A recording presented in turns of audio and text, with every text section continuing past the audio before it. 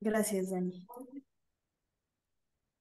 Bueno, buenos días a todas y todos. El día de hoy tenemos el honor de que esté con nosotros la maestra María Angélica Martínez Chavarría.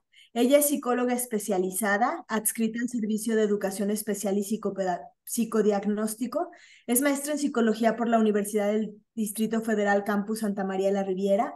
Es licenciada en psicología por la Universidad Autónoma Metropolitana UAM Xochimilco, coautora del artículo Elección de pareja en jóvenes homosexuales de la revista Psiquis. Tiene una certificación en intervenciones asistidas con animales por Bocalán, México. Ha desarrollado diferentes diplomados en la aplicación e integración de pruebas psicológicas, psicoterapia cognitivo-conductual, medicina para psicólogos y rehabilitación en el primer nivel de atención. Tiene participación en docencia en el curso de especialización en psiquiatría infantil y de la adolescencia de la Universidad Nacional Autónoma de México, con sede en el Hospital Psiquiátrico Infantil Juan N. Navarro, y pertenece al comité del expediente clínico en el mismo hospital. Entonces, como pueden ver, es una experta en estos temas de aprendizaje, y el día de hoy nos va a hablar acerca de la discapacidad en el aprendizaje. Pues adelante, Angélica, nosotros vamos a estar pendientes de las preguntas y de las personas que entren, pero tienes todos los micrófonos para ti. Ok, muchas gracias, Paulina. Pues antes que nada, agradecer por la invitación, ¿no? Este es un gran espacio para dar a conocer todo el trabajo que se hace en el hospital y por qué no dar algunos tips a los maestros, ¿no? En este programa de telementoría, el efecto de los trastornos mentales en el aprendizaje, que coordina obviamente el grupo de trabajo interno de CONASAMA y de la SEP, que yo creo que tiene como objetivo sensibilizar y brindar la información a los docentes de educación básica sobre el impacto que tienen los trastornos mentales en el aprendizaje. Esta parte me encanta mucho porque es como emparejar esta cuestión de lo que serían los trastornos y la educación, ¿no? Y el sensibilizar y dar mayor información a los docentes me parece maravilloso. El tema de hoy, como ya lo dijiste, es el aprendizaje en la discapacidad intelectual. Y bueno, para hablar de discapacidad intelectual, tendríamos, o yo lo quiero hacer así, con algunas preguntas. ¿En qué sentido? Las preguntas por lo general que dicen los maestros o que dicen los padres es, ¿cómo sabemos que un niño tiene discapacidad intelectual?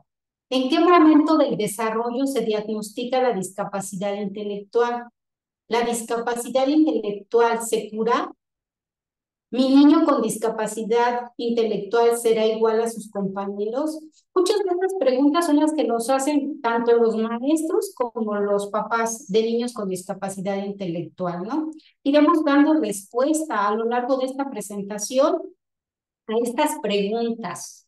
Y bueno, para saber qué es eso de la discapacidad intelectual o saber qué, porque de repente no entendemos, ¿no? ¿Qué es esto de la discapacidad intelectual?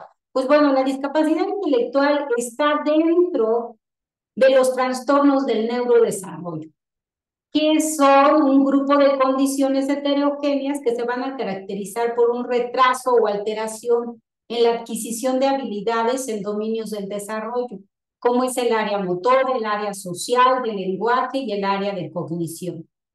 Si nos damos cuenta, aquí en los trastornos del neurodesarrollo, pues ya nos está dando como ciertas focos rojos de atención, donde dice que se va a caracterizar por un retraso en la alteración de alguna habilidad, ¿sale, vale? ¿Cuáles serían las características de estos trastornos del neurodesarrollo como factores de riesgo? Pues bueno, estas características van a ser que son de inicio en los primeros años de vida. Siempre se va a dar un inicio en el primer momento de la vida de los pacientes o de los niños, ¿no? Va a haber un curso continuo, esto se va a mantener a lo largo del tiempo. Va a haber una base genética, muchos de ellos tienen como esta condición de la discapacidad por pues, bases genéticas, obviamente. Hay alteraciones de algún circuito neuronal y va a haber dificultades en la comunicación, en la cognición, en el aprendizaje y en la conducta. Ojo, no perdamos de vista como la última, ¿no? Dificultades en la comunicación, cognición, aprendizaje y conducta. ¿Por qué en esta? Pues porque ustedes como maestros son las que lo van a notar. Ajá. Dentro de los trastornos del neurodesarrollo se encuentra obviamente la discapacidad intelectual o trastorno del desarrollo intelectual. Ojo, aquí les quiero hacer la aclaración porque pues en un momento la discapacidad intelectual se conocía con el nombre de retraso mental, después se modificó a discapacidad intelectual y a partir del DSM-5 se le cambia el nombre y se llama trastorno del desarrollo intelectual, pero todas es la misma. Todos estamos hablando de retraso mental. Cuando hablamos de retraso, cuando hablamos de discapacidad y cuando hablamos de un trastorno del desarrollo intelectual, nos lleva a lo mismo. También dentro de estos trastornos del neurodesarrollo se encuentran los trastornos del espectro autista. También se encuentra el trastorno por déficit de atención, los trastornos del lenguaje y los trastornos específicos del aprendizaje, así como trastornos motores. Todos estos entran dentro del los trastornos del neurodesarrollo. Y entonces, bueno, aquí es importante mencionar y hacer como hincapié en que la discapacidad intelectual se colocó entre las primeras 10 causas de atención o que motivaron una atención en nuestro hospital, en la consulta externa. Eso quiere decir que muchos de los pacientes con discapacidad intelectual van a tener de alguna forma comorbilidad con algún trastorno de tipo psiquiátrico. ¿Ok? Lo que les comentaba, a partir del DSM-5, la discapacidad intelectual o retraso mental ahora es identificado como los trastornos del desarrollo intelectual. Aquí, por ejemplo, pues también les fui poniendo imágenes. Estos son dibujos de la figura humana de muchos de los niños con discapacidad intelectual. Entonces, también échenles ahí un ojito a los dibujos. Por ejemplo, es de un niño de 10 años. Nosotros vamos viendo cómo es un dibujo, pues muy, que corresponde a un niño con una edad menor. ¿Ok? Y entonces ahora sí entremos como a lo que es el tema, ¿no? ¿Qué sería la discapacidad intelectual o qué es la discapacidad intelectual? Y entonces es un trastorno que se va a caracterizar por un desarrollo mental incompleto o detenido, nos dice. Se asocia con un deterioro en las funciones cognitivas, en las funciones lingüísticas, en las funciones motoras, en las de socialización y en la adaptación al medio. Si nosotros nos damos cuenta o si vemos un poquito, pues al final la discapacidad intelectual afecta todas las áreas del individuo, desde las funciones cognitivas hasta esta adaptación al medio. Quiero que se vayan quedando con esas pequeñas cosas, ¿no? ¿Cuáles serían algunos factores de riesgo? ¿Cuál sería la etiología? O como dicen los papás, bueno, ¿y por qué? ¿Por qué nació así? ¿O por qué es así? ¿Por qué tiene discapacidad? Y bueno, las respuestas serían muchas y entre ellas es el propio desarrollo, ¿no? Y en esta cuestión prenatal, perinatal y postnatal, ¿qué pasa? A lo mejor antes en el embarazo hay alguna complicación, hay alguna infección, hay algo y eso nos puede causar una discapacidad intelectual. Al momento del nacimiento, bueno, nace y a lo mejor tenemos ahí un problema de falta de oxígeno al nacer o algún sufrimiento fetal o algo, ahí vamos a tener también una discapacidad. ¿Y por qué no? Después todo pues, estuvo bien en el embarazo, nació bien. ¿Y qué pasa? Tenía un caso que, digo, cuando yo empezaba me llamaba mucho la atención en el sentido de que fue exactamente cuando el niño tenía 5 años, comenta la mamá, el niño anda jugando con una inteligencia normal, llamémosle. Sin embargo, anda jugando, se sube a una barra que tiene más o menos unos 50 de alto y se cae, ¿no? Se pega exactamente en la frente y pues el niño al poco tiempo o cuando ingresa a la primaria empiezan a ver que tiene problemas para aprender. Y bueno, al final es diagnosticado con una discapacidad intelectual. Entonces, bueno, todos esos pueden ser esos factores de riesgo o diríamos, todo eso es lo que nos daría origen a una discapacidad intelectual. También uno de los factores de etiología pues son los factores socioculturales y entre ellos la pobreza. Obviamente ya sabemos que esta cuestión de la mala alimentación, de que no cuidan bien un embarazo, de que no llevan su seguimiento y todo esto, pues también nos puede causar una discapacidad intelectual, los estresores psicosociales, ¿no? Genéticos, pues como síndromes y desórdenes genómicos, eso también nos puede llevar a causar una discapacidad intelectual, ¿ok? Entonces, para que nos vayamos entendiendo y vayamos viendo de dónde sale como todo esto, ¿no? Hay una prevalencia muy importante que va de 1 al 4% de prevalencia en varones. Eso quiere decir que vamos a tener más niños que niñas con discapacidad intelectual y eso yo diría, pues sí, sí es cierto, ¿no? Tengo un grupo de 5 niños y solo una niña con discapacidad intelectual. O tenemos, no sé, ya sumando a todos los pacientes, si son 50, fácil 35, 40 tienen discapacidad intelectual contra el resto que serían niñas. O sea, sí hay una prevalencia alta en los varones y esto es desde que son niños, adolescentes o adultos.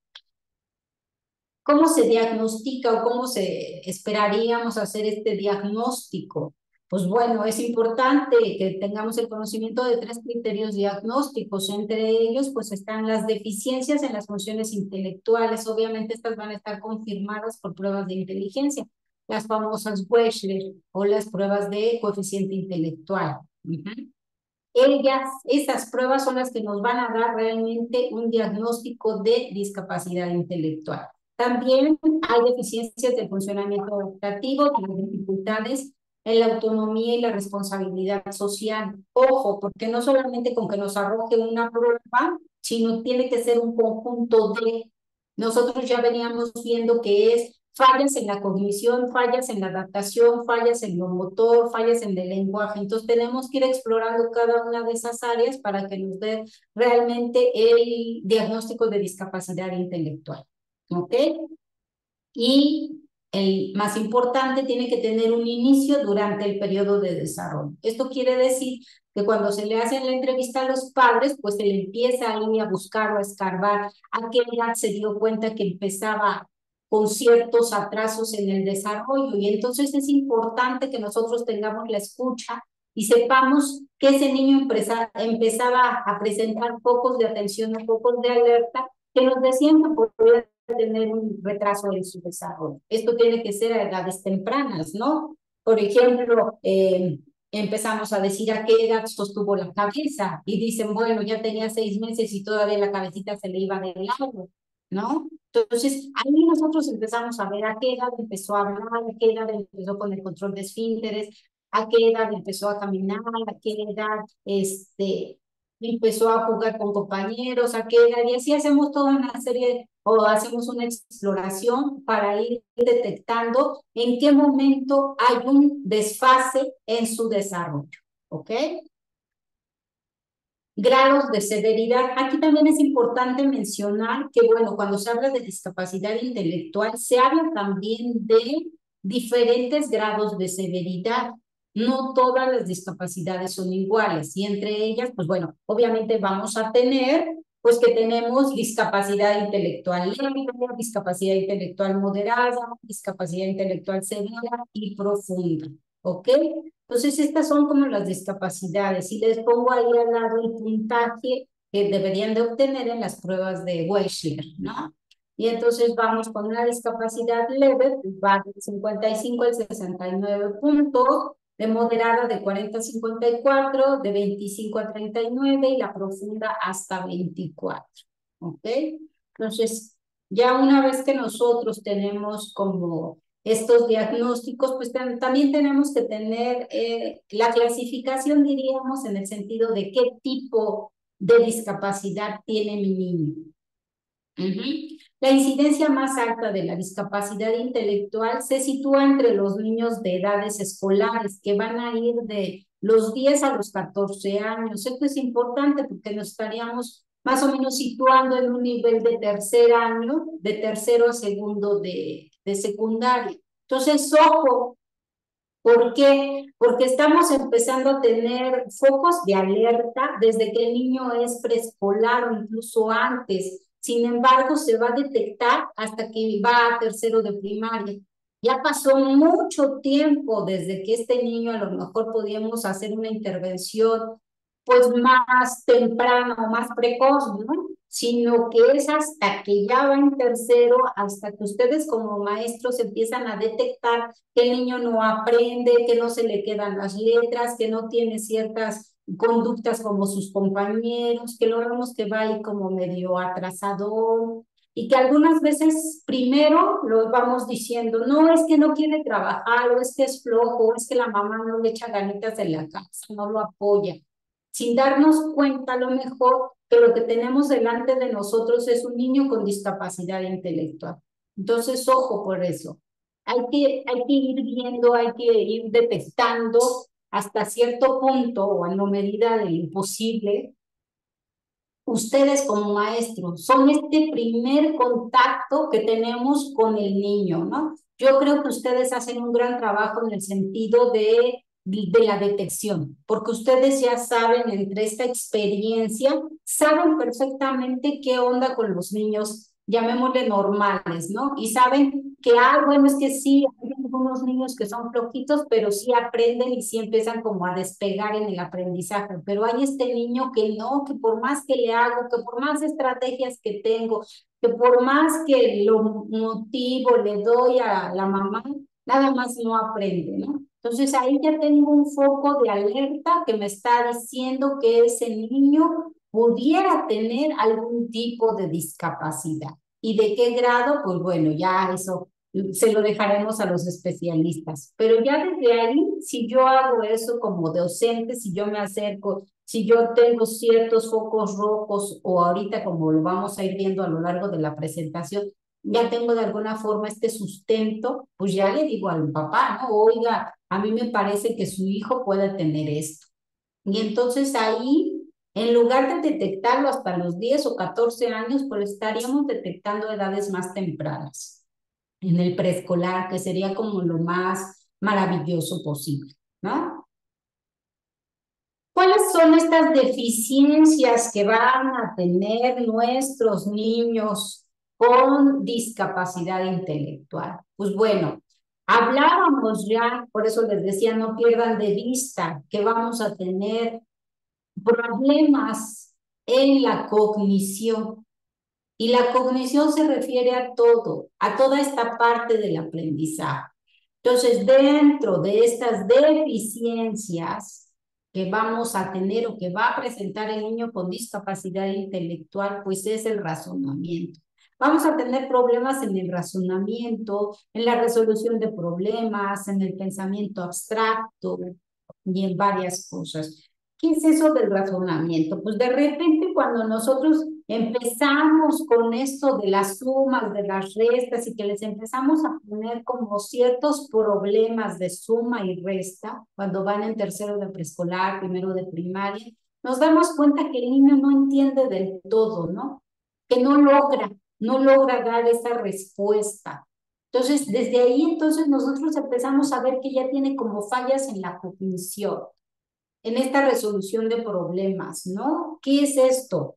Pues bueno, cuando ya no nos vayamos a la libreta, ahora vayámonos a la vida cotidiana, cuando están entre compañeritos y se empiezan a pelear, él no tiene como esta capacidad para resolver, para dar una respuesta asertiva a ese problema que se está presentando con el niño. ¿Qué cuál puede ser? Bueno, pues va a depender obviamente de la edad de desarrollo, pero situémonos en el preescolar, y digamos que a lo mejor están jugando y se están peleando por un juguete o por una actividad, ¿no? En lugar de decir el niño, a lo mejor vamos a compartir, él lo quiere todo para él, ¿no? Entonces, no da una respuesta de forma asertiva o favorable para la situación. El pensamiento abstracto, pues este pensamiento abstracto es esto de lo simbólico, lo abstracto. ¿Cómo nos vamos a dar cuenta? Pues yo diría, nos vamos a dar cuenta en los chistes, en lo cotidiano, pues en el doble sentido. ¿Y qué va a pasar aquí? Pues bueno, ellos no van a saber, ¿no? No les va a costar como trabajo entender un chiste. Me acuerdo que en algún momento estaba como de moda el chiste tengo un perrito que se llama Resistol, se cayó y se pegó, ¿no? Y entonces pues, digo, los niños normales se mueren de risa. Yo me acuerdo, ese me lo contó mi hijo en algún momento y me acuerdo que en algún momento se los empecé a contar a mis pacientes en la terapia, y todos ellos se me quedaban viendo así como, ¿y esta loca de qué se ríe, no? Se llama resistol, pero no entendían esta cuestión del resistol y de que se pega, ¿no? Entonces no lograban entenderlo. Y entonces se los tenía yo que explicar y aún así cuando se los explicas, tampoco te entienden, no le entienden como la gracia. Entonces ahí estamos hablando de este pensamiento abstracto, que en ellos por lo general, pues yo digo, ¿no? Sin temor a equivocarme, que no logran llegar a este pensamiento abstracto los niños con discapacidad intelectual. He tenido niños desde 4 años hasta 17 años y no lo logran. Entonces, ¿qué pasa ahí? ¿O por qué lo menciono en esta situación del pensamiento abstracto? Porque vimos la edad iba de 10 a 14 y entonces ahí nos situamos ya al nivel de secundaria. Entonces, cuando estamos hablando del pensamiento abstracto, estamos hablando del nivel secundaria ya. Y si estamos diciendo que no van a lograr llegar a este pensamiento abstracto, pues obviamente estaríamos diciendo que en este nivel de secundaria se le va a complicar muchísimo todavía estos contenidos a nivel secundario. No los va a lograr. ¿Qué más hay? Bueno, pues va a haber deterioro del funcionamiento adaptativo. Este es otro de lo que nos decía la definición, ¿no? Problemas en la adaptación. Y entonces aquí vamos a tener una limitación en la participación o el desempeño de las actividades de la vida cotidiana. Va a haber una gran necesidad de apoyo continuo en la escuela y, ¿por qué no?, en la casa también. Trabajo para llevar una vida independiente. Les va a costar mucho trabajo, ¿no? Por lo general, los papás con niños con discapacidad intelectual son padres sobreprotectores o padres que todos les hacen, pero no les hacen porque les quieran hacer daño, sino más bien porque se dan cuenta que su hijo no puede hacer ciertas cosas, ¿no? Tenía el caso de una mamá que ya el niño tenía 10 años y le seguía dando de comer en la boca, ¿no? Y entonces uno dice, bueno, pero ¿por qué le sigues dando de comer en la boca? Y entonces ya cuando la escuchan, pues ella obviamente dice, porque si él come, se tira toda la comida, se ensucia toda la ropa, me hace un batidillo y entonces yo prefiero darle de comer, ¿no? Para evitarme como esto. Pero entonces ahí también nuevamente estamos viendo pues que va a haber un deterioro en este funcionamiento adaptativo, en esta vida independiente.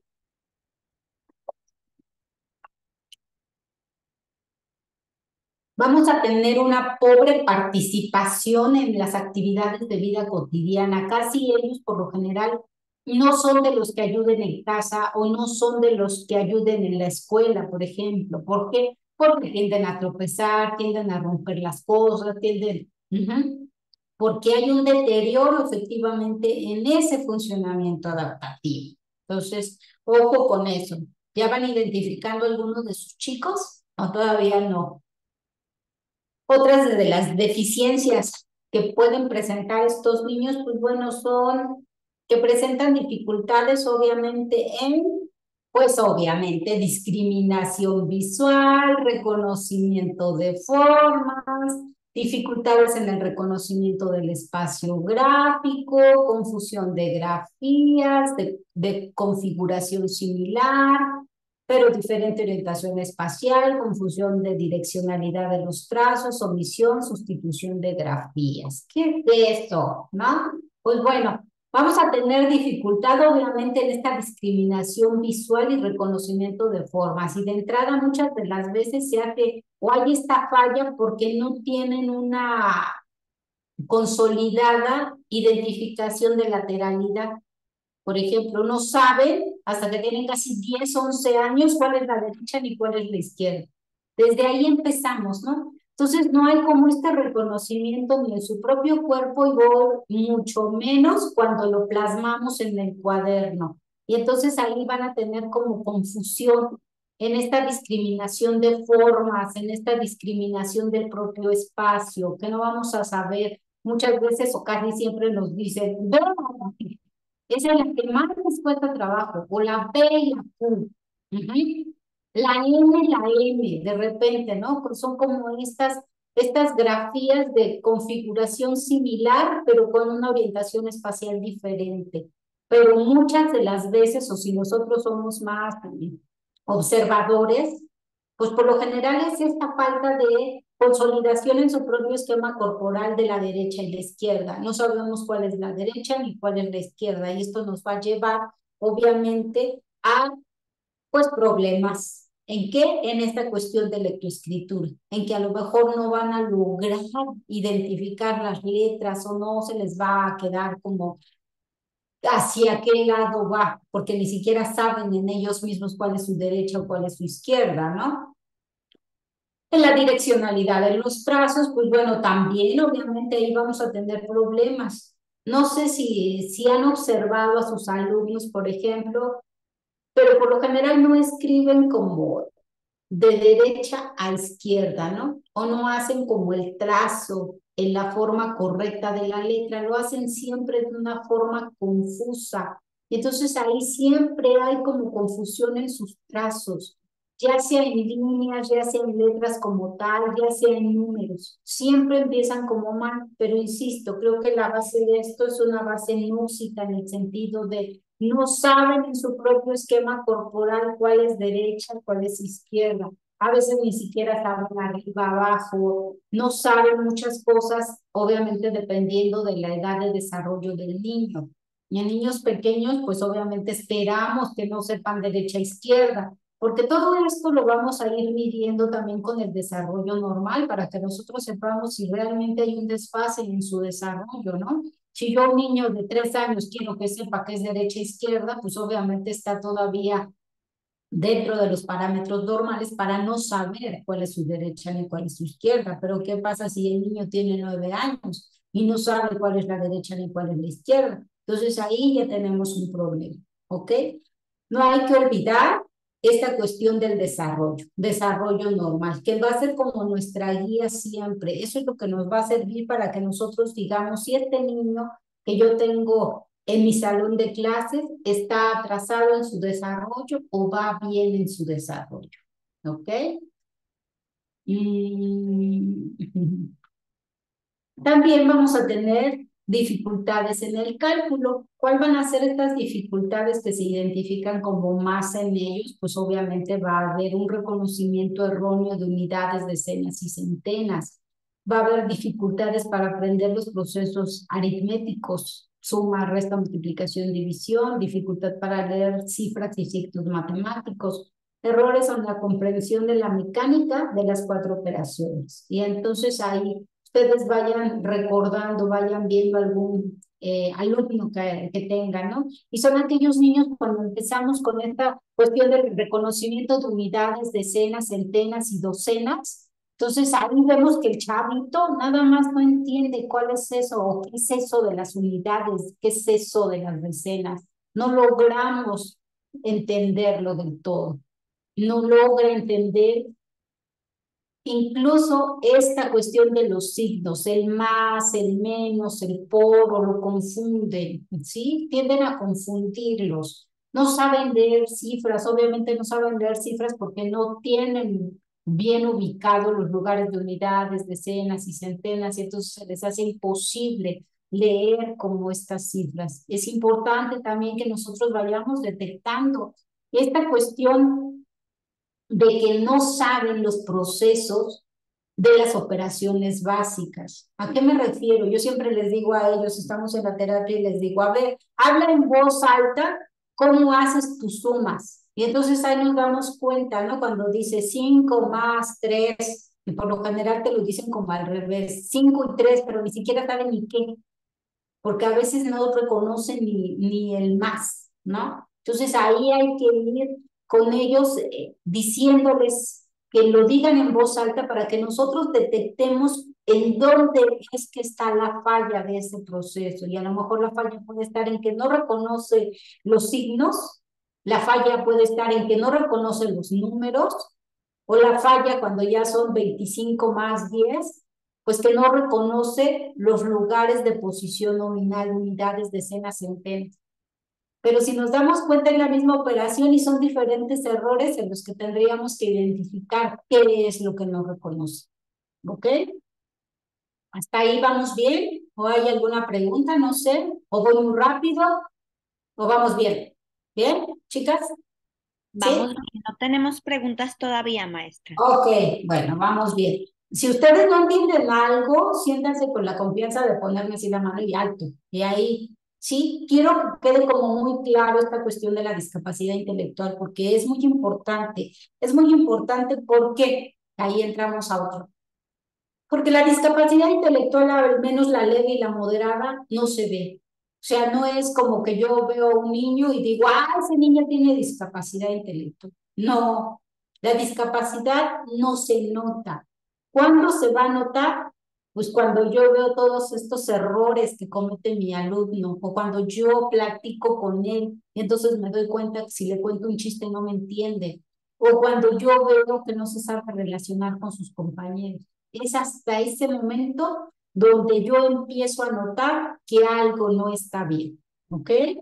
La discapacidad intelectual no se ve y como no se ve, pues obviamente pasa por el niño flojo, el niño al que no, su mamá no lo ayuda, el niño que no hace nada, el niño que se la pasa jugando, y eso no es tan cierto. Es un niño que tiene problemas con la funcionalidad de su inteligencia, de su adaptación, de su lenguaje, de su motricidad. Si nosotros vamos detectando como eso, podemos ayudar a este tipo de niños, ¿ok?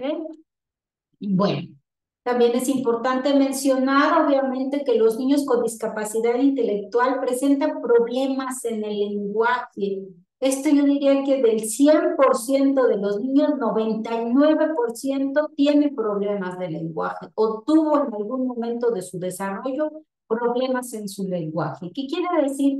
Digo, no he hecho una investigación, pero lo que sí he hecho es a lo largo de varios años he preguntado a los niños, a los papás de los niños, cuando hacemos toda esta valoración, en algún momento tuvo o tiene problemas de lenguaje y la mayoría de los papás me dicen sí. Entonces, por eso tengo casi la certeza del 99% de los niños que presentan discapacidad tuvieron algún problema de lenguaje. Y aquí también es importante mencionar que a mayor discapacidad intelectual, obviamente, va a haber una dificultad más fuerte en su lenguaje. Incluso hay niños que presentan serios problemas de lenguaje y que muchas veces no se entiende. O esa es otra, ¿no? Que se suma como a esta discapacidad intelectual, ¿cuál? Ah, bueno, que el niño tiene problemas de lenguaje y entonces cuando empieza a medio adquirir la lectura o la escritura, también presenta problemas. ¿Por qué? Porque así como habla, así va a escribir. Por lo general van a tener omisión en la R, en la L, en la S, ¿no? Les va a costar trabajo articular esas grafías y por consiguiente van a la hora de escribir, pues no las van a poner porque no las pueden pronunciar, y ya sea que las quiten o ya sea que anexen otras. Entonces, es importante que vayamos detectando, ¿no? Que vayamos viendo a nuestro niño con discapacidad intelectual y que lo vayamos viendo en lo real, porque de repente se habla de discapacidad intelectual, pero solamente se habla así como por encimita, sin darnos cuenta toda la problemática que hay detrás de un niño con discapacidad intelectual o todas las dificultades que puede tener en todas las áreas. Eso es importante. Todas las áreas de su desarrollo van a estar alteradas, van a estar deficientes. Angélica, tenemos una mano levantada de Irán. No ¿Una sé si qué? quieras, me parece que tenemos una pregunta de Ah, Irán. No sé si quieras preguntar algo, Irán. ajá. Buenas tardes. Hola. Pregunta por ti, básicamente, como aparte digo, conocer esta información para poder llevar a los chicos, ¿no? Dando un niño de, de capacidades intelectuales de manera leve o moderada, ¿habrá algún instrumento que que refuerce esta sospecha, maestros que puedan ser el primer filtro, digamos, antes de derivar o antes Irán, no te entiendo, tu audio está muy entrecortado. Paulina, ¿tú le entendiste? Si me puedes hacer tú la pregunta. Algo entendí de un instrumento. No, tampoco escuchamos muy bien. No sé si quieras ponernos la pregunta en el chat, Escríbela Irán. y con gusto te... Sí. claro, la Muchas gracias. Sí, es que se corta. Sí, se corta mucho tu audio, Irán. que anda fallando sin Ujú. Pero escríbela y con mucho gusto ahorita te contesto. Claro que sí.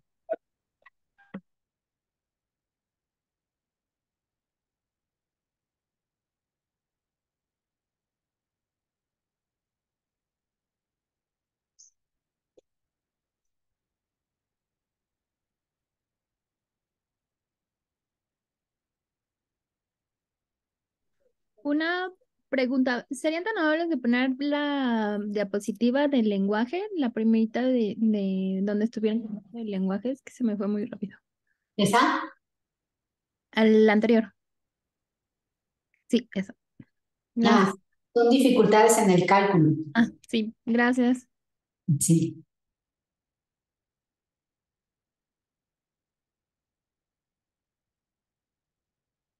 Listo, gracias. ¿No de qué? ¿Dudas que tengas por ahí, Jimena?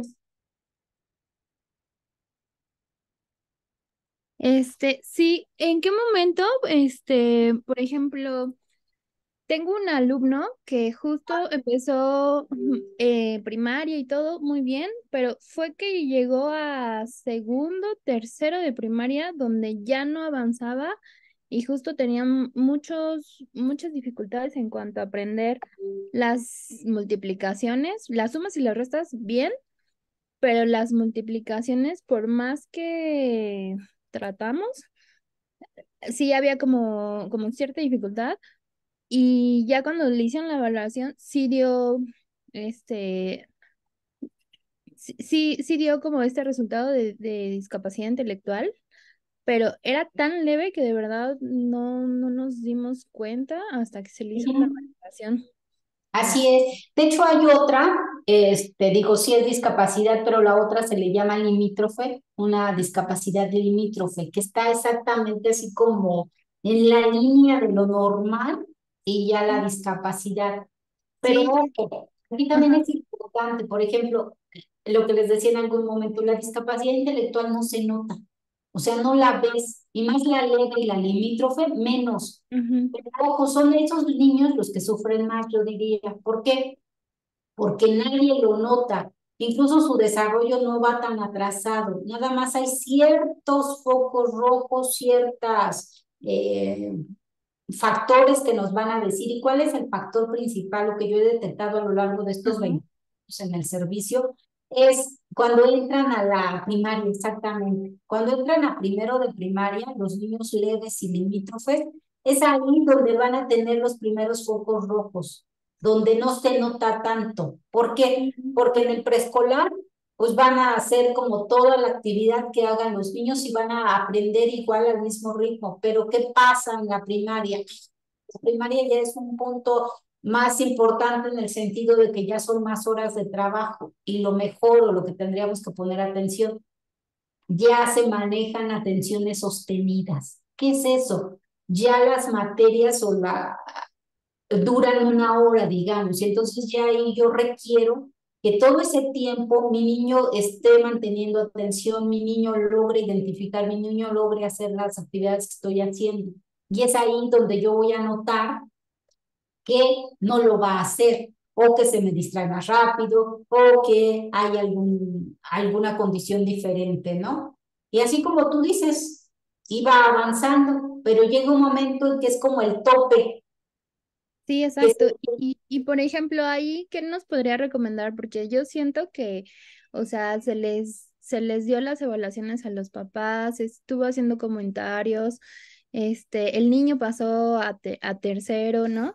uh -huh. Este, y no sé si es una parte de negación o qué habrá pasado, pero como que lo tratan primero así como de, no, pues con regularización, ¿no? Pero de pronto la regularización ni siquiera era, o sea, ni en la escuela lo lograba, ni con la regularización.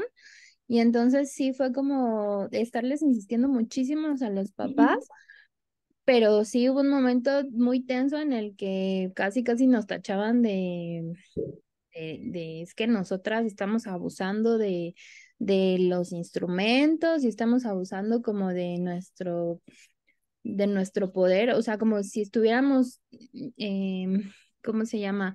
Condicionando la estadía del niño, pero pues para nada, nuestra misión era otra, ¿no? Claro. Entonces, ahí con los papás, a lo mejor me salgo un poquito del tema, pero ¿qué recomendación nos pueda hacer para manejar esto con los papás?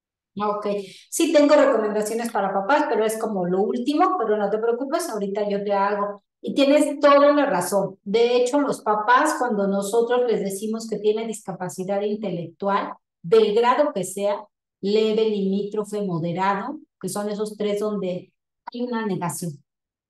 O sea, es así como el papá de, ¿cómo crees que mi hijo está mal, no? Si no se le nota, porque esa es otra, o sea, muchos papás me dicen, pero si no tiene nada, véanlo.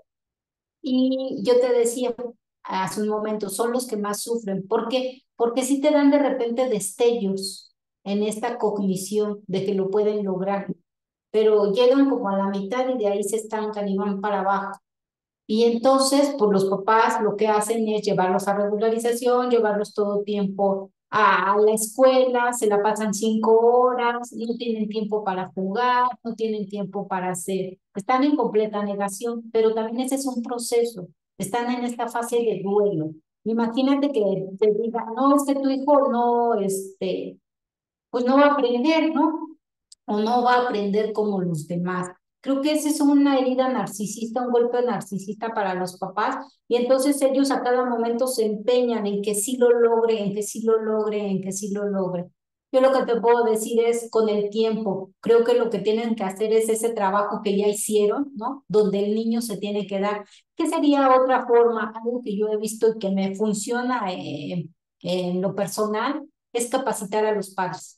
Cuando yo hago un taller para papás, creo que les queda más claro de lo que estamos hablando, porque así insisto, con el niño no les queda tan claro porque los niños sí tienen estos destellos de alcanzar ciertas cosas, porque sí pueden hacerlo, pero insisto, son los que más sufren. ¿Por qué?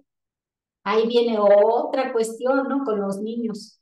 Ahorita el chavito como que a lo mejor no lo hace tan consciente, pero como pase a cuarto, pase a quinto, se va a dar cuenta él mismo de que tiene esta dificultad y entonces caemos o caen lo que sería la comorbilidad. Empiezan con un trastorno de ansiedad, empiezan con un trastorno de depresión, y entonces llegando a la secundaria, pues ya tienes un niño sí con discapacidad, pero sí con un trastorno de atención y sí con un diagnóstico a lo mejor ya hasta de depresión. Y ojo, eso es algo que he encontrado ahora reciente. Ya los niños con discapacidad intelectual leve y limítrofe empiezan a tener ideas suicidas. Entonces esto se va alarmando, se va poniendo peor. Por eso a mí sí me gustó participar como en esta, porque de eso no se habla. No se habla de estas comorbilidades psiquiátricas que se pueden manejar en los niños con discapacidad intelectual. Tú dices, ¿qué puedo hacer con ellos? Haz talleres para papás, no nada más con ellos. Haz talleres a todo el grupo explicando qué es esto de la discapacidad, hasta dónde puede llegar ese niño, hasta dónde va a llegar en un nivel cognitivo, porque lo que yo siempre les digo a los papás es, hay un tope, va a llegar un tope. ¿Qué nos dice la literatura? La literatura nos dice que los niños con discapacidad intelectual, lo máximo o el grado máximo que pueden llegar a alcanzar es un quinto de primaria. Pero ojo, y siempre se los hago muy énfasis a los papás, ojo, de aquí hasta que tengan 20 años. ¿Qué quiere decir eso? Que a lo mejor ahorita tiene un nivel más o menos de segundo y va a terminar la primaria y va a tener ese nivel de segundo. Va a empezar secundaria y a lo mejor sube un poquito. Termina la secundaria y a lo mejor alcanzó un nivel de tercero. sigue la secundaria, sigue lo que siga, y entonces ya tenemos que hasta que él tiene 20 años va a empezar a tener un nivel de cuarto, de quinto, de primaria. Para que ustedes vean en esta línea del tiempo que eso es la discapacidad intelectual, porque muchas veces pensamos o los padres piensan, ay, no, es que se le va a quitar, es que si lo llevo a regularizar se va a normalizar, es que si hago esto por él entonces va a ser normal. Y entonces no, eso nunca va a pasar. A lo mejor aquí, pues yo lo que te diría es, o te sugeriría es, hay que trabajar taller para padres y crear como esta conciencia en ellos, no irnos como de lleno. Yo te paso el tip de lo que hago en mis talleres, por ejemplo.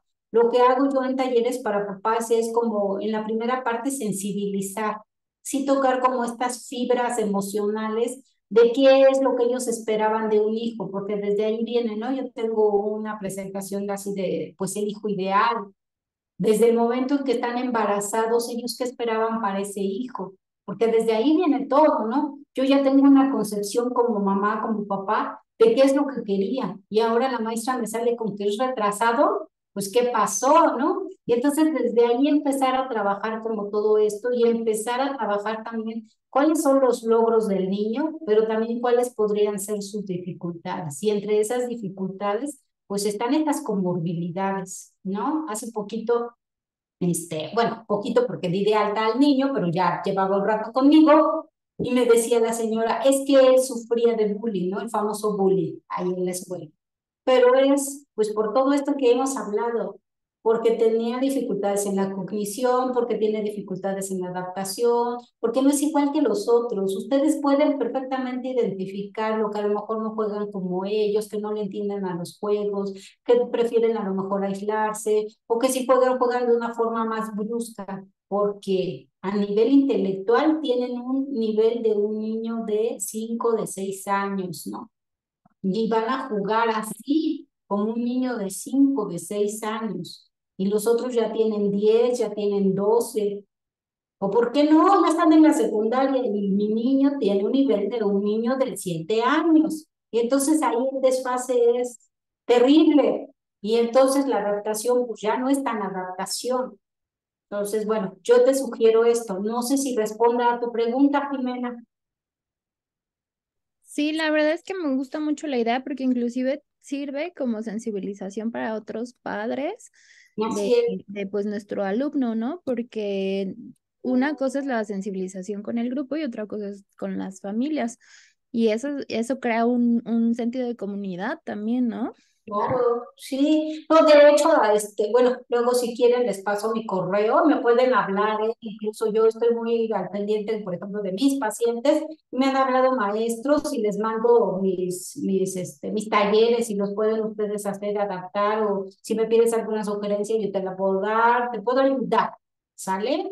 Entonces, para que nos vayamos entendiendo y vayamos haciendo algo por los niños con discapacidad, porque también es uno de los temas, yo creo que está como muy vetado, muy allá. Ellos no existen, ¿no? Le damos más auge de repente a los niños con TDAH, cuando la mayoría de los pacientes lo que tienen es discapacidad intelectual. Y creo que por ellos tendríamos que trabajar en conjunto y hacer, pues obviamente que la pasen mejor, tanto en la escuela como en la casa, como con sus compañeritos. Ujú. Nos faltaba por ahí la pregunta del otro chico.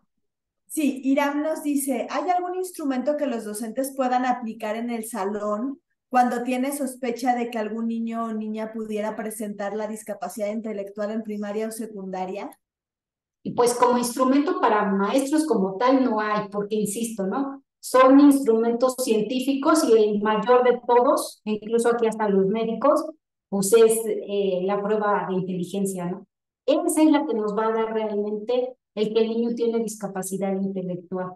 Antes nada más sería como, no sé, una lista, chicken de esta cuestión de tiene dificultades en esto, tiene dificultades en esto otro, no se adapta bien, juntando como estos tres criterios de los que habíamos hablado, ¿no? De lo que tú ya te das cuenta que hace o no hace. Yo les diría, instrumento como tal para maestros no hay, ¿Qué sí podría haber o qué sí tips podríamos pasar? Pues estos que les estoy diciendo, ¿no? Si tú ya te das cuenta que no va al parejo que los otros niños, si tú le cuentas un chiste y no te lo entiende, si tú le hablas en doble sentido, le hablas de las metáforas y no las Te entiende, dejamos de escuchar, ¿mande? te dejamos de escuchar Ah, unos minutitos cuando ah, decías que, sí, ok, que nos damos cuenta que no va al parejo con los niños. Ahí ok, nos quedamos. dale, me regreso entonces. Sí, digo, instrumento como tal, para maestros no hay. Ujú. ¿Qué es lo que sí hay? Su experiencia. Háganle caso a toda esta experiencia que ustedes ya tienen. Si el niño no está en el mismo nivel de aprendizaje que sus compañeros, ahí ya hay un foco rojo. Si este niño no tiene o no se adapta o no juega como sus compañeros, ahí ya tenemos un punto rojo.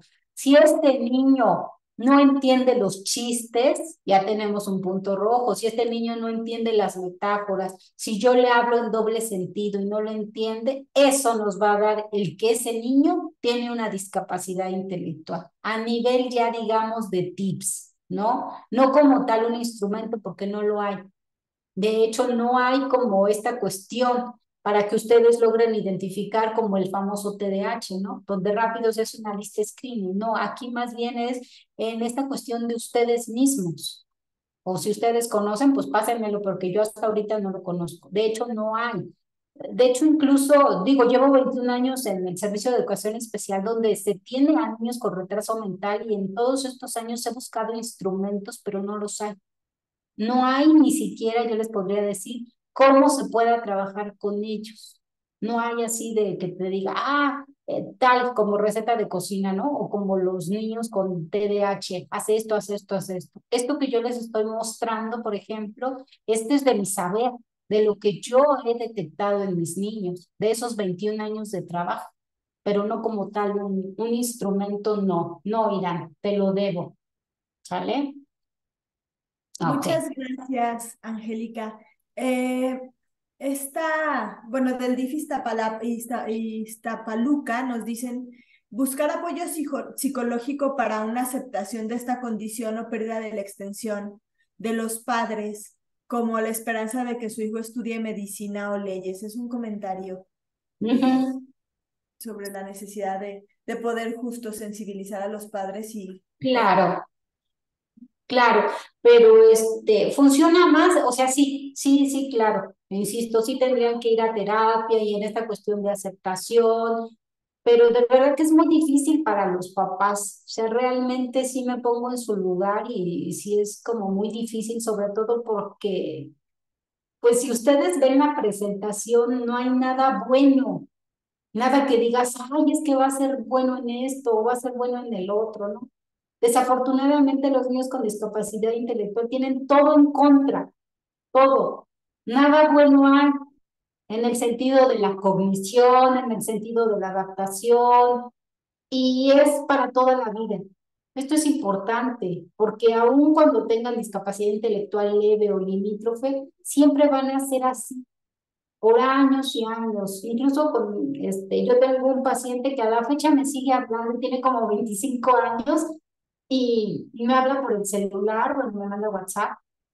Y me acuerdo mucho de él en el sentido de que me escribía un día y me decía, es que conocí a una chica por el Face y ya somos novios, pero ella vive ¿dónde vivía? Era de un estado, no haga de cuenta, Morelos. Ella es de Morelos y yo aquí. Pero me dice, o sea, ya que eran disque novios, pero novios nada más por las redes sociales, ella tiene una hija, me contaba, y me dice que le ayude yo porque no tiene dinero para comprarle la leche a la hija. Y entonces que le pedía que le depositara, ¿no? Y él, pues me hablaba para que yo le dijera si sí le depositaba o no le depositaba. Y yo digo, en esas pequeñas cosas, al final, sé que es su propia vida, que él no puede tomar esa decisión, ¿no? Porque bueno, ya su mamá le había dicho que no, que cómo le iba a depositar y que no sé qué, pero ya saben, como todos los hijos, pues no escuchan a las mamás, a los papás, ¿no? Entonces él me hablaba a mí para decirme. Y yo, pues obviamente no le iba a decir, ay, no, ¿cómo crees que está viendo la cara? ¿No? Yo le decía, bueno, ¿y el papá dónde está? Y ya me decía, no, es que él se separó y que no sé qué, pero ella tiene muchos problemas. Ah, no, él decía, sí la ve, pero tiene muchos problemas con él. Y obviamente se notaba por lo que él decía que la chica sí tenía pareja, ¿no? Entonces nada más le quería ver la cara. Y entonces, ¿qué hacemos contra eso? Y ya el chico tiene 25 años, ¿no? Entonces, para que veamos que no se les quita y para que veamos que la conflictiva es a nivel personal, o sea, en todo su quehacer, ¿no? Ahí no estamos hablando ni de matemáticas, ni de español, ni de nada, ¿no? O me contaba ese mismo chico, porque les digo que luego se la agarraba como ahí. Y yo se los resumo, porque ese es otro, ¿no? Se aventaba los WhatsApp así como de media página y me iba diciendo para que me decía esto. Oiga, ¿y estará bien que le deposite yo? Primero me echaba como todo el choro y bueno, entre lo que le entendía, porque además tampoco sabe redactar muy bien y cosas así, ¿no? Entonces, es importante que nosotros vayamos, sí viendo, sí haciendo conciencia eh, en los padres y también en ellos, ¿por qué no, no? Porque él cuando venía pues me decía, bueno, es que sé que tengo discapacidad, pero pues yo sí quiero tener novia, yo sí quiero tener, sí quiero hacer otras cosas, sí me quiero casar. Y entonces ahí pues estamos como, pues, ¿qué derecho tenemos, no? De meternos como en su vida y cosas así. Entonces ya son cuestiones más como de ética. Pero bueno, ¿seguimos o hay algo más por ahí? Muchas gracias, Angélica. Sí, sí, solo un comentario de la misma persona que nos dice que la evaluación tiene que valorarlo un profesional con una batería completa en respuesta a lo que Iram nos menciona. Es el único comentario, así que adelante, por favor, continúa. Ok. Creo que ahí vamos, a mayor dificultad, mayor problema. ¿Qué podemos hacer? Pues sí, ¿qué podemos hacer nosotros como docentes? Y yo también diría, ¿qué podemos hacer como papás, no? Si fuéramos los papás. Pues primero que nada, ser pacientes. Y lo pongo así como hasta en mayúsculas, así grande.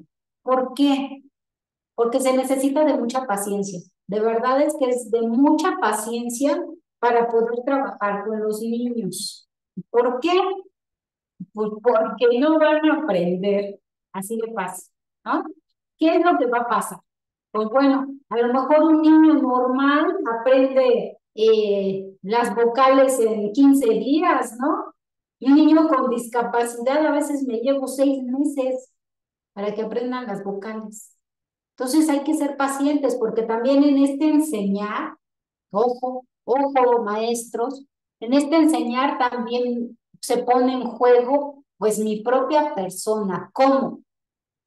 Pues que pienso a lo mejor que no soy buen maestro, porque no estoy enseñando del todo bien a este niño, porque pienso que a lo mejor la estrategia que estoy usando no es la adecuada, no es para ese niño. Y entonces me la empiezo a cargar yo, o se la empiezo a cargar al papá. Es que usted no lo apoya, es que no se sienta con él, es que no lo hace. Ninguno de los dos tiene la culpa. Simple y sencillamente es que el niño no tiene en este momento la atención suficiente, la memoria suficiente, las habilidades suficientes para poder acceder a ese aprendizaje. Y eso nos tiene que quedar claro a nosotros, que en este momento el niño no lo va a poder hacer. Tengo niños, y así se los digo, que me la pasé en la terapia hasta 1 año trabajando o queriendo trabajar como esta cuestión de la lectura y escritura, y ni la O por lo redondo, ¿no? Y él mismo también se daba cuenta que no podía aprender, porque esa es otra, o sea, llegado un momento los propios niños se dan cuenta de su limitación y entonces empieza ahí como esta cuestión de la estima, ¿no? Es que soy un tonto, es que no lo puedo hacer, es que yo no sé como ellos, o yo no soy como mis compañeros, y entonces empieza a haber toda una serie de dificultades, pero ojo, tenemos que ser pacientes, tenemos que trabajar con ellos atención, tenemos que trabajar memoria, habilidades matemáticas, ¿por qué no algo de español, no? ¿Cómo podemos mejorar su atención? Pues bueno, podemos mejorar su atención con tareas cortas. Ya nos dimos cuenta que su cognición está limitada y que si yo le pongo una instrucción de varios renglones, colorea y recorta las siguientes figuras y arma la figura que se te está indicando, bla, bla, bla, pues ya lo perdimos. Entonces en él a lo mejor es recorta las siguientes figuras y en otra siguiente instrucción ilumina las figuras o pégalas en tu cuaderno y así irlas, ¿no? Subdividir esas tareas largas en tareas más pequeñas. Alternar actividades interesantes y menos difíciles. Ahí yo creo que sí es donde tendríamos que hacer adecuaciones curriculares para el niño con discapacidad intelectual, ¿no? Para no segregarlo como de este aprendizaje. Si estamos viendo números, pues a lo mejor, o sumas o restas, pues a lo mejor a él le enseño números, ¿no? A él le doy una hoja que coloree números y entonces él que me haga una numeración del 1 al 3, ¿no? Ya tengo que buscar la forma de estar como trabajando lo mismo, pero que sea en una cuestión de menor dificultad. O que yo diría, trabajar en el nivel real académico que él tenga. Ojo, yo siempre trabajo, y ese de como que se los paso a ustedes como tip, siempre trabajo a través de lo que sería su nivel real académico. Porque a lo mejor el chico va en primero, en segundo, en tercero, en quinto, en secundaria, pero su nivel real que está manejando es de preescolar. Y entonces a partir de eso, entonces yo voy a trabajar a partir de ese nivel de preescolar que él tenga, ¿sale? Entonces, eso es importante para que ustedes sepan. Hay que trabajar actividades lúdicas para fomentar este trabajo en equipo, ¿no? Siempre los niños, siempre, y todos van a aprender a través del juego. Si yo meto actividades lúdicas en estas clases, pues él va a tener una mayor oportunidad de aprendizaje, o le llamaríamos aprendizaje significativo, ¿sale? Sí, sí, Irán, Hola, de nuevo, perdón, que le interrumpa. no te preocupes. Por ejemplo, se me ocurre, con los niños con autismo sé que se trabajan pictogramas o que los pictogramas pueden ser una herramienta bastante efectiva con ellos. No sé si con los niños con discapacidad también funcione ir trabajando con esas estrategias, pues. Sí, sí nos funcionan también los pictogramas, también nos funcionan las imágenes, ¿no? O sea, realmente, pues los niños de repente entienden más la imagen o entienden más el concepto de la imagen para realizar las actividades. Entonces, eso también sería una idea muy buena. Sí se puede poner en práctica, claro que sí. Muchas gracias. De nada. Algunas de las formas para que yo trabajo y voy mejorando atención en niños, pues es a través del juego. Por ejemplo, aquí les pongo una, ¿no? Donde es el INSE, a lo mejor ustedes lo conocen, este es el más nuevo, me gustaba más el anterior, pero bueno, y entonces le doy las tarjetitas y ellos las van buscando y ahí yo voy manejando o voy trabajando en ellos esta atención, esta concentración y por qué no hasta la memoria, porque de repente ya saben, ahí ya son 5, pero cuando empiezas con ellos les pones de a 2, ¿no? Y te dicen, por ejemplo, la guitarra y el tambor y entonces están repitiendo la guitarra y el tambor, la guitarra y el tambor y ahí los andan buscando y los ves cómo están concentrados, cómo están a su nivel y cómo poco a poco van aprendiendo y van activando como esta atención hasta llegar sí a una atención más selectiva, más mantenida, más sostenida, ¿no? Tenemos que hacer, por ejemplo, que el niño repita las instrucciones. Si yo le voy a decir o quiero que él haga algo, acuérdense, tareas pequeñas, ¿no? Colorea la página 20. Entonces le voy a decir al niño como tal, a ver qué te dije. Colorea la página 20. Pues colorear. ¿No? Eliminar en la medida de lo posible pues los distractores. ¿Y cuáles serían los distractores? Pues yo digo que pues todo, ¿no? Todo en el sentido de que a lo mejor eh, pues el niño se distrae si sus otros compañeros están hablando, si están jugando. En la medida de lo posible tratar de mantener como el grupo tranquilo para que ellos puedan estar atentos a sus actividades. Incluir nuevas actividades, hasta verificar que se dominen las anteriores. Ojo con esto, ¿eh? Cuando yo identifico realmente este nivel académico real que está manejando mi paciente, pues a partir de eso, bueno, de mi alumno, a partir de eso entonces yo voy a trabajar y solamente voy a subir de nivel o voy a pasar al siguiente nivel cuando yo verifique que esto ya quedó aprendido. Porque si no, entonces no va a aprender lo anterior y no va a aprender lo que viene y no va a aprender nada. Y entonces ya se hizo toda una mezcolanza. Y entonces prefiero que el niño aprenda a leer y aprenda a hacer sumas y restas, aunque vaya en quinto. Pero ojo, también esto, pues lo que decíamos, ¿no? Se tiene que hablar con los padres. Le tengo que decir, oiga, he detectado que su hijo tiene fallas en esto, en esto, en esto y en esto. Y por los cursos que yo he tomado, bla, bla, bla, pues a mí me parece que su niño pudiera tener alguna discapacidad intelectual. Si usted puede y tiene la posibilidad, pues llévelo a su centro de salud con la psicóloga y que le haga alguna prueba, ¿no? Los Wechsler, insisto, ¿no? Que le haga la prueba de coeficiente intelectual para que salgamos de dudas. Y entonces sí, a partir de eso, ya que tengo un diagnóstico certero, pues entonces yo podré decir en qué nivel está. Insisto, tengo niños que van en sexto y tienen un nivel pedagógico real de un niño de preescolar. Entonces, a partir de eso, yo puedo decidir qué es lo que le voy a enseñar. Entonces, mire, ya tenemos ya corroboramos el diagnóstico, ya usted se ha dado cuenta que su hijo no sabe leer, no sabe escribir, no sabe hacer esto. Solamente vamos a trabajar y ahí entran ustedes, ¿no? ¿Qué es lo que ustedes consideran que se tendría que trabajar? Solamente consolidar lectoescritura, si es que la pudiera consolidar, solamente consolidar qué tipo de operaciones básicas, sumas y restas, si no llegan a multiplicaciones y menos divisiones. O sea, así sea el mejor, el menor discapacidad, no lo llega. O sea, no lo llega. ¿Sale?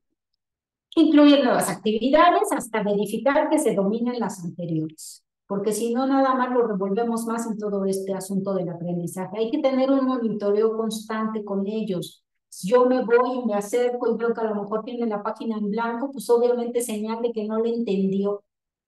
Entonces lo que tengo que hacer es, pues, bajar el nivel de esa actividad.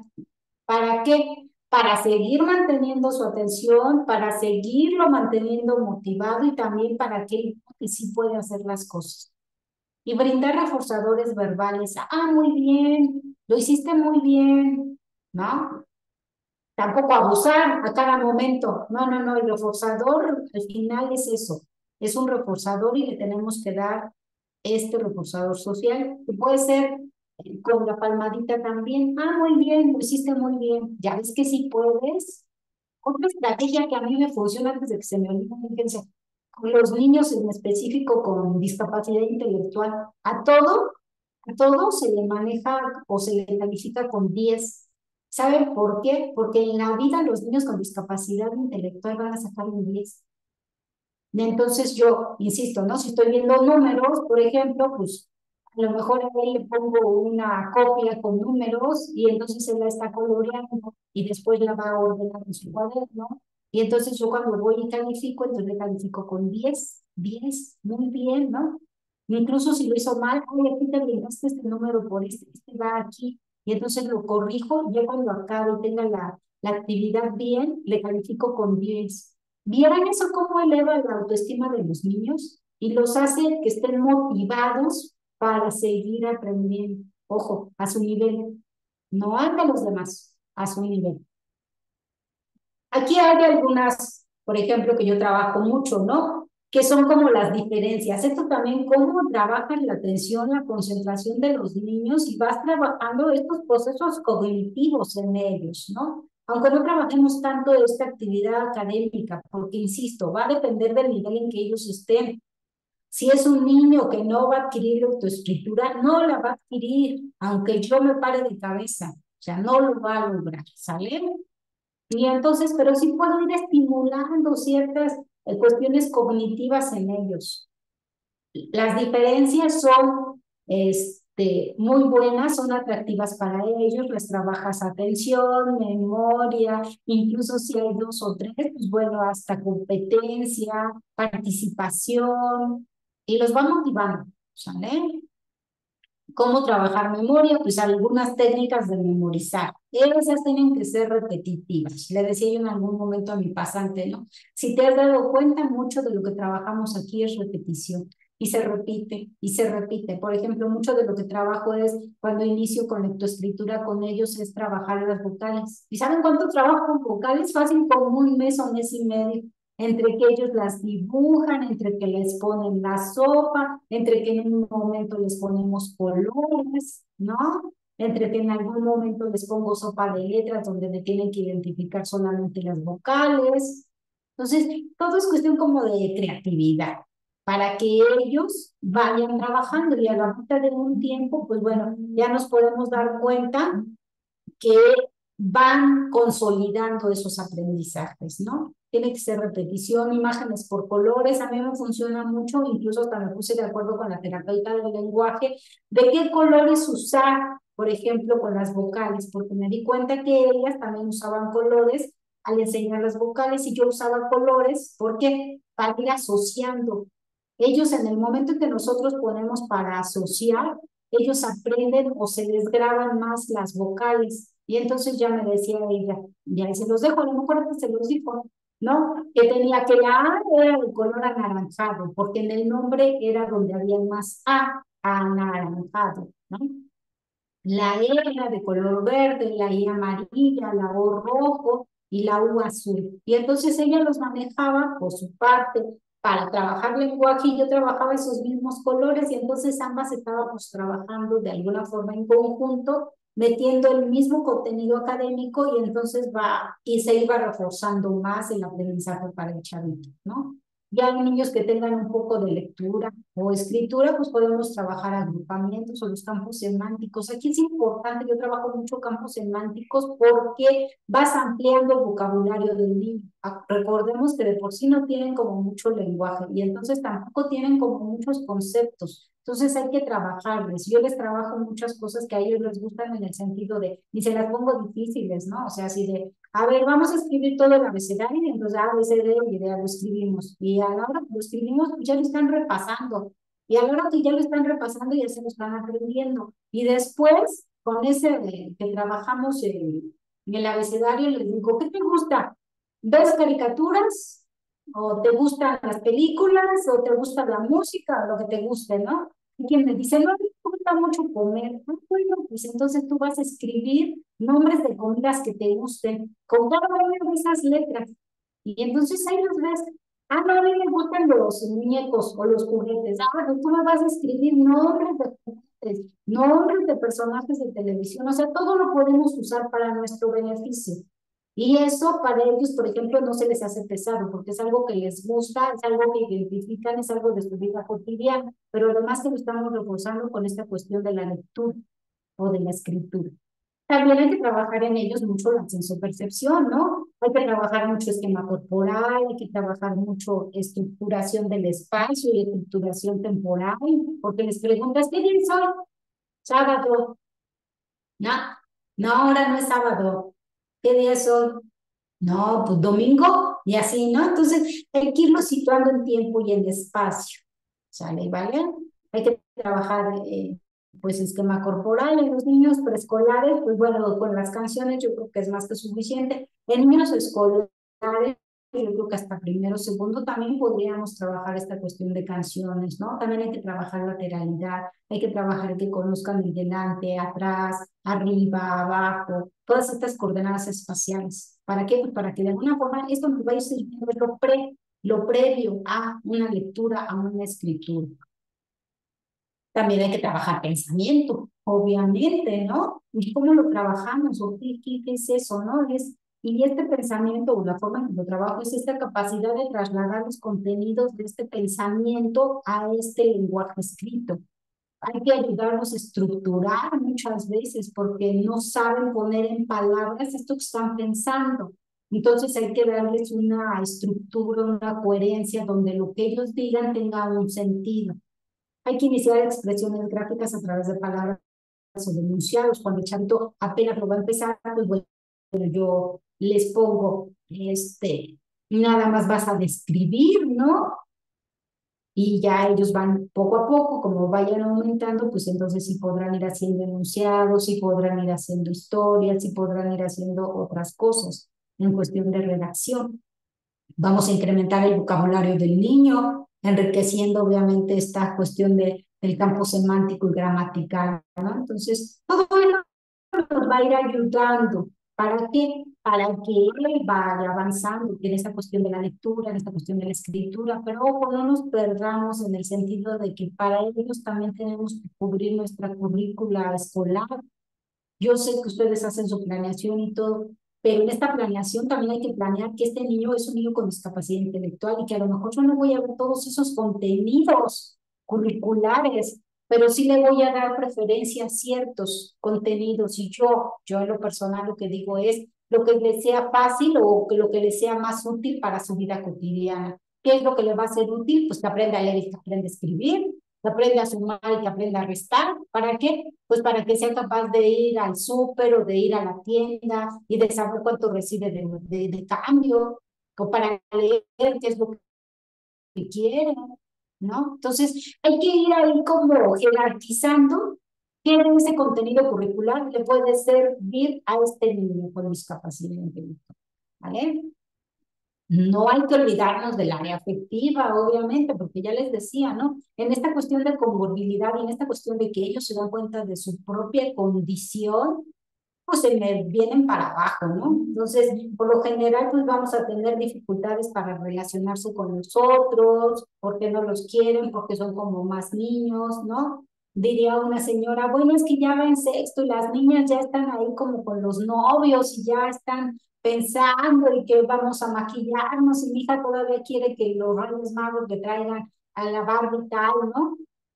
Y que hay un desfase, ¿no? Y entonces, aunque tengan las dos, se pueden relacionar con ellos porque no estamos hablando el mismo lenguaje. Tienen una reducida capacidad de autocontrol. Si ustedes los han visto, pues son obviamente niños que de repente explotan muy fácil o como se frustran porque no hacen las actividades, porque no las hacen o no las terminan en tiempo y en forma, pues se enojan, se frustran con ellos mismos, ¿no? Tienen la habilidad emocional, esto mismo pues obviamente les da el que ahorita están contentos, pero al rato que ya no pudieron hacer actividad, pues ya se están enojando, ya están ahí de mal humor, ya están irritables, pero todo eso lo podemos ir controlando si nosotros nos damos cuenta, como lo que les decía, ¿no? Si estoy poniendo una actividad y a lo mejor yo misma veo que le resulta muy difícil, pues bueno, se la tengo que bajar de nivel. Ojo, tienden a ser muy dependientes. Ellos, obviamente, por lo que decíamos de los papás, ¿no? Que como tienen muchas limitantes, los papás obviamente siempre les hacen muchas cosas y no los enseñan a que sean independientes. Y frecuentemente, pues van a tener sentimientos de frustración. Pues imagínense, nada les sale bien, ¿no?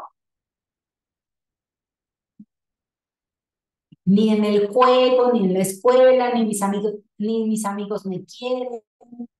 Y entonces ahí se empieza a desatar como toda una cuestión depresiva o, digamos, del estado de ánimo, ¿vale? Ponemos como un caso clínico, como para que ustedes se den una idea, ¿no? Y dice así, Juan es un niño de 4 años de edad, todavía no puede caminar de forma autónoma, pero puede dar algunos pasos con ayuda, reconoce a los miembros de su familia, pero no puede mostrar dónde está su oreja o su nariz, solo balbucea y no ha aprendido a decir ninguna palabra concreta. No puede indicar que necesita ir al baño, sus padres dicen que es como un niño que tiene 1 año de edad de entrada, ¿no? Así, sin que lleguemos. Pues ya tiene 4 años y ahí nuevamente nos vamos al desarrollo normal. ¿Qué hacen los niños de 4 años? Pues ya el niño de 4 años, pues ya brinca, salta, corre y demás, ¿no? Tiene un lenguaje ya más allá de 100 palabras, ¿no? O sea, ya habla algunos de ellos que no tienen problemas de articulación, pues hablan perfectamente. Ya son capaces de tener una conversación, ¿no? Obviamente reconocen a todos los miembros de la familia, hasta sus tíos, vecinos y hasta el perro de la calle, ¿no? O sea, ya están ahí ávidos de mucho saber. Y entonces acá viene la pregunta y dice, ¿tiene Juan alguna discapacidad? Pues de entrada sí, ¿no? Digo, ya así como la vemos, pues sí, sí tiene. Y entonces ahí viene la pregunta de los 64.000 euros. ¿De qué gravedad o de qué severidad? ¿De qué severidad cree que sería? Verónica. Yo considero que sería grave. Ajá, así es, ¿no? Entonces, ahí ya nos vamos dando cuenta. Digo, es un ejemplo como muy fácil, son de los fáciles, digamos, porque hay otros como los que nos decía la compañera hace rato, ¿no? Y decíamos, llega a tercero y nada, ¿no? Es más, están llegando a la prepa, ahorita me llegó una que me acuerdo y yo digo, ¿cómo se le escapó al sistema? O sea, están en la prepa y le voy a hacer, y fíjense, apenas en la prepa y apenas le voy a hacer una prueba de consciente intelectual. Pero sí nos llegaría como, ¿cómo se le escapó al sistema, no? ¿A dónde fue? ¿Qué es lo que está pasando con ellos? Ok, y entonces, ahí yo retomaría este caso y diría, hagámosle caso a ese saber que ya tenemos, ¿no? O sea, para Verónica fue muy fácil decirnos, sí, sí tiene discapacidad y hasta el grado. ¿Por qué? Pues por todo el bagaje que ya tenemos y lo que les decía, ¿no? O sea, siempre hay que hacer caso a esta cuestión. Ustedes como maestros, ustedes saben realmente qué niveles están manejando los niños, qué es lo que ellos pueden o no pueden hacer y qué tan abajo o qué tan atrás está mi niño con discapacidad. Ujú. Y bueno, hay una alta porción de niños que son vistos hasta las etapas preescolares, lo que decíamos, o escolares, y referidos para ser atendidos y poder tener un diagnóstico, pues obviamente ya tardío, diría yo, mientras muchos de ellos, obviamente, pues padecen de acoso escolar o dejan de ir a la escuela. Tenía un chavito apenas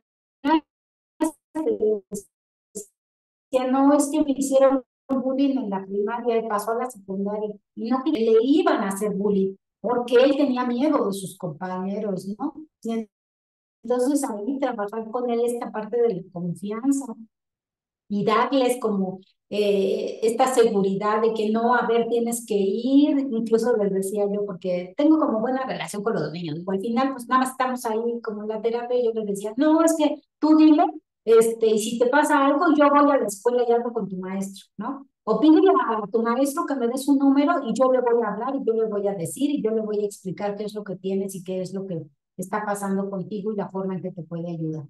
Y muchos de ellos confían en mí, ¿no? ¿Verdad? Incluso los papás. Y sí soy las que da el número telefónico, y ahí me está hablando el prefecto de la escuela, y ahí me está hablando la maestra, y ahí me está hablando todo el mundo, ¿no? Y me doy como a esta tarea de estar, obviamente, pues hablando, trabajando con ellos, ¿no? Entonces, pues bueno, hay que ver esta cuestión, porque ustedes, siempre los maestros son los que nos van a dar como estos focos de alerta o esto que les digo, ¿no? Si ustedes también tienen este ojo, pues ya de la experiencia, de saber que este niño a lo mejor tiene algo diferente de todos los demás, ¿no? Y ya con eso y sustentando como estas cuestiones, así como les decía, es que incluso hasta para que sea más fácil para los papás, los niños ya están leyendo y su hijo no, su hijo solo conoce vocales, ¿no? Su hijo solamente conoce del 1 al 9, su hijo solo conoce esto, su hijo solo conoce esto. ¿Y por qué no? Con todas esas observaciones, incluso hacerlo así, de solo conoce vocales.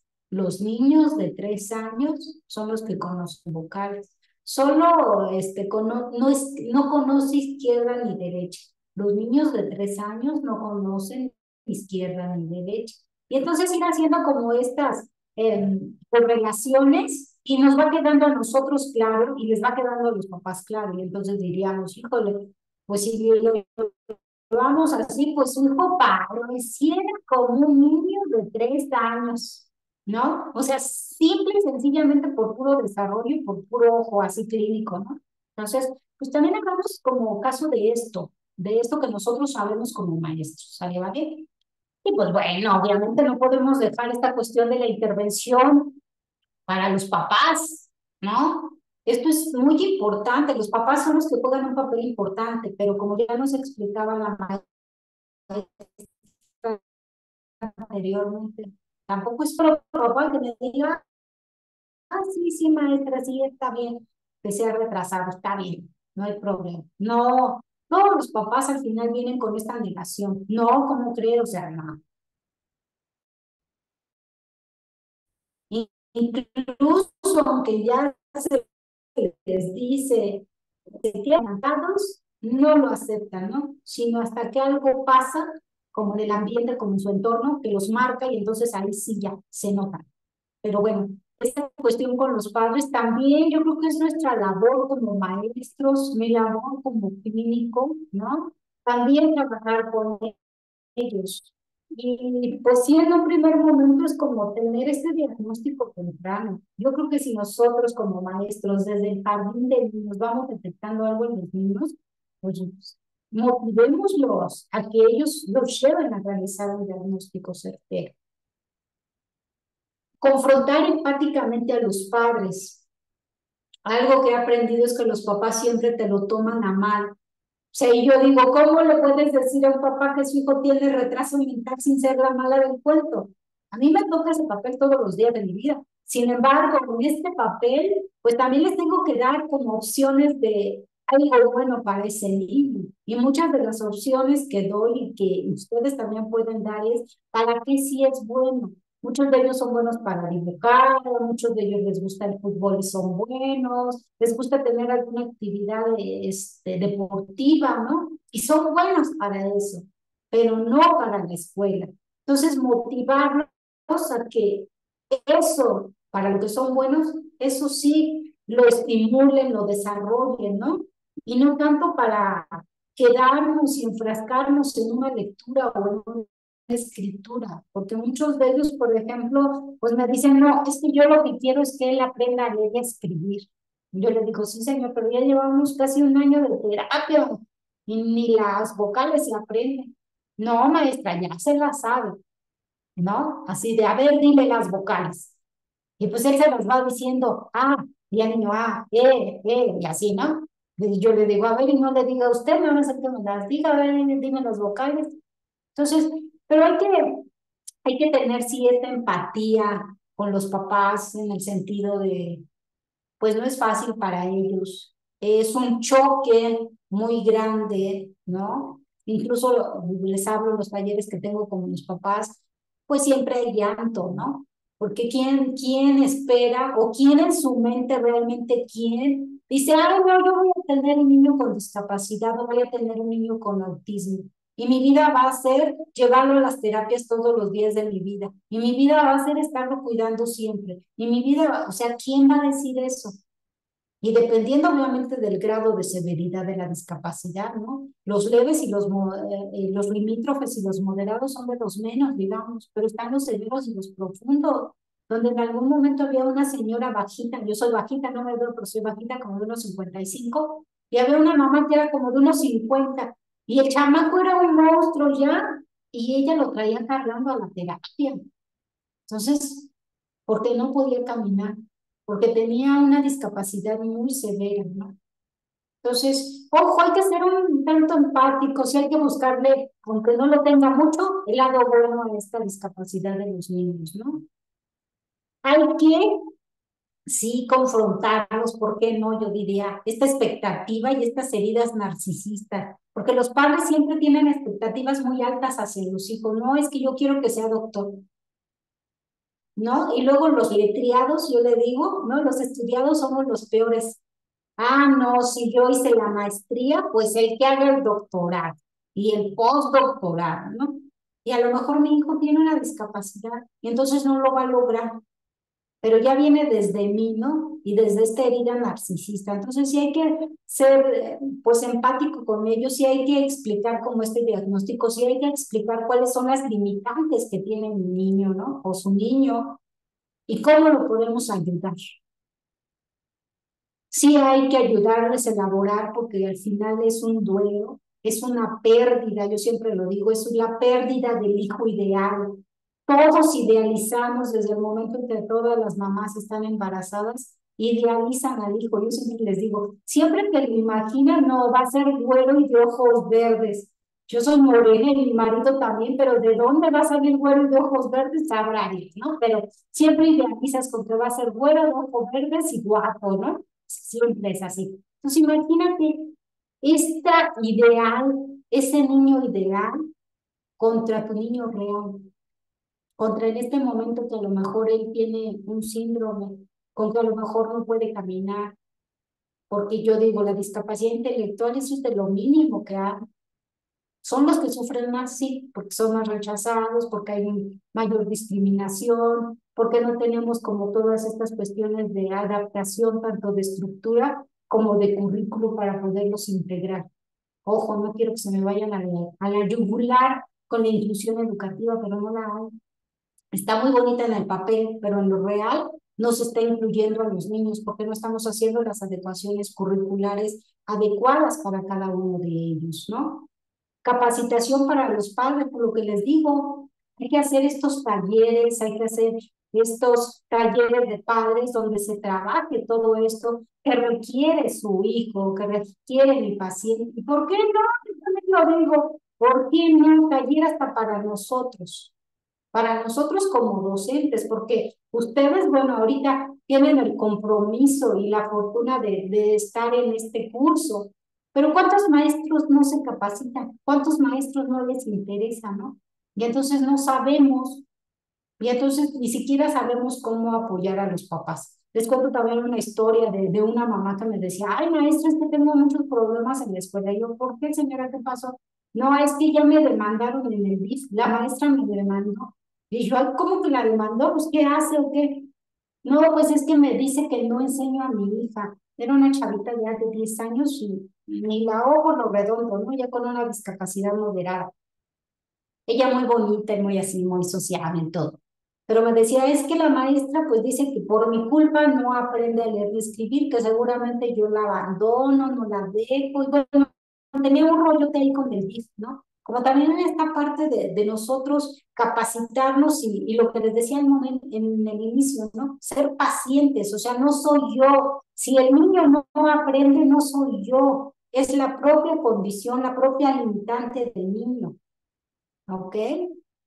Entonces, pues hay que hacer talleres, hay que estar, pues obviamente capacitándonos día a día para ofrecer una mejor respuesta a las necesidades educativas que tiene este niño con discapacidad intelectual, a estas que le llaman ustedes barreras para el aprendizaje, ¿no?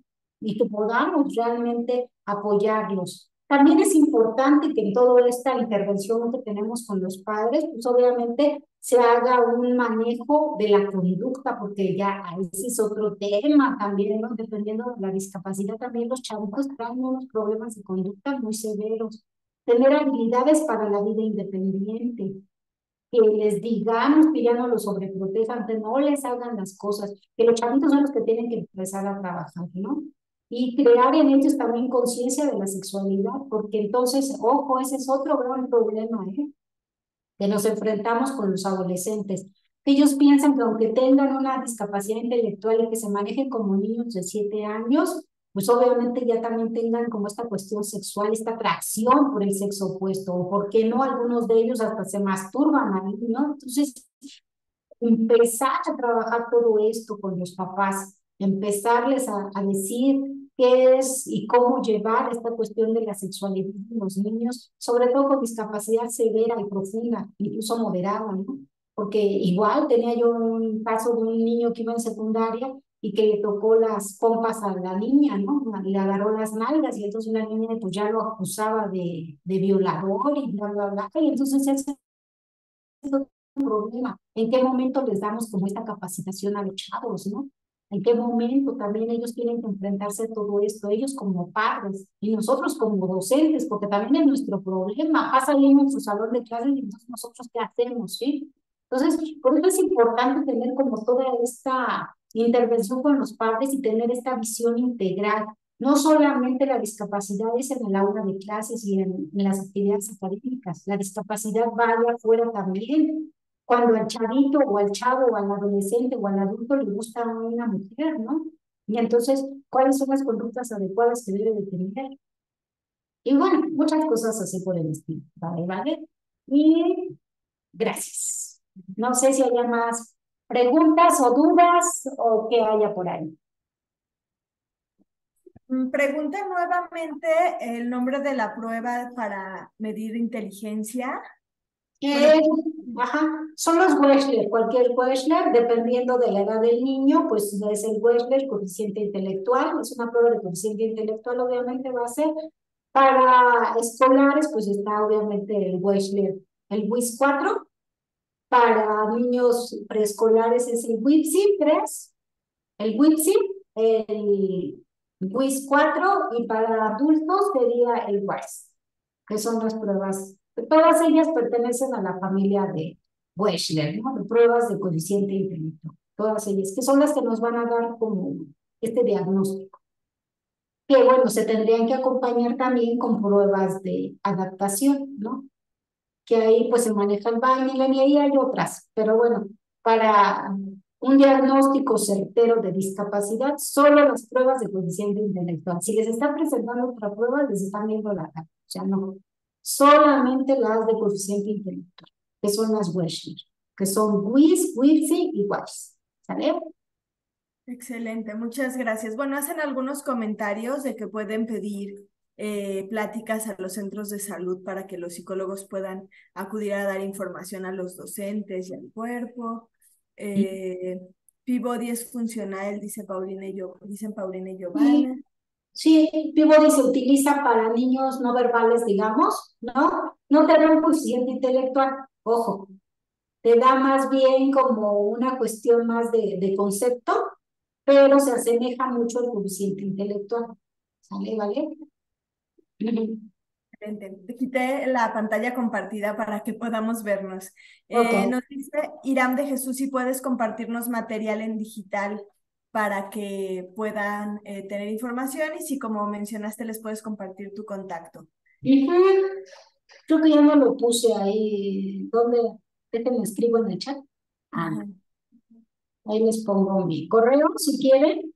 ¿O qué quieren? Ah, correo, está bien. Lo que tú nos quieras dar está bien.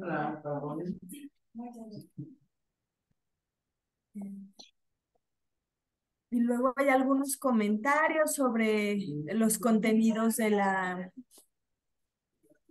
Ah, información. ya lo pasaron. Ah, bueno, ya me equivoco. Sí, ese es mi correo. edusespanky@gmail.com. Es como educación especial, angie@.com. Perfecto, muchas gracias Angie. Pues hay varios comentarios con respecto a la adecuación, a las a que a veces pasan a los niños sin haber este grado, y aún con dificultades, ¿no? Que era una de las cuestiones que ocurrían hasta los cambios actuales en la parte de la currícula. Y creo que Verónica está levantando su mano. Bueno, es para darle las gracias por toda la información y también para hacer una pregunta de cómo le puedo hacer para ver la sesión anterior. Lo que pasa que no me fue posible entrar por un evento que tuve en mi trabajo, pero cómo le puedo hacer para ver la sesión de la pasada. Ahorita te contesto eso. Si no hay más preguntas con respecto al tema, ¿no tiene alguien más alguna duda, algún comentario? Hay agradecimientos en el chat, Angélica. Muchas gracias por todo tu conocimiento. Voy a